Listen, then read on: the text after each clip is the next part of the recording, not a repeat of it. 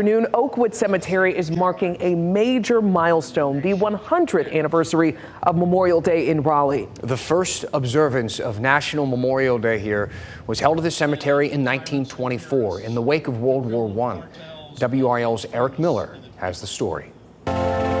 With music and speeches, Oakwood Cemetery marks a milestone. First Memorial Day service in Raleigh was held here at historic Oakwood Cemetery. But it's an anniversary event recently nobody saw coming, not even historic Oakwood Executive Director Robin Simonton. About a year and a half ago, I was doing research, which we spend a lot of time on research when we're not serving families, and I saw a newspaper article that said it was the first Memorial Day, and I thought, what? While Memorial Day has roots dating back to the Civil War, Simonton's research pointed out that recognition of the national holiday only started in Raleigh in 1924, a ceremony that coincided with the arrival of many World War I dead, a process that dragged on for years.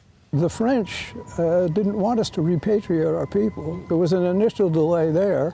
And then the whole process of identification, disinterment, shipment. Volunteer historian Bruce Miller points to one grave in particular, Thomas Harry Watson, the first Raleigh boy killed in the war. It took 10 years to get him home. He was disinterred and reburied 5 times. Watson's story is one from more than a dozen World War I soldiers buried at Oakwood that Simonton, Miller, and other volunteers have now pieced together, making sure they, and the day that honors their sacrifice, gets the recognition it deserves. The sacrifice our community made for these young men not coming home should be felt by all of us on Memorial Day.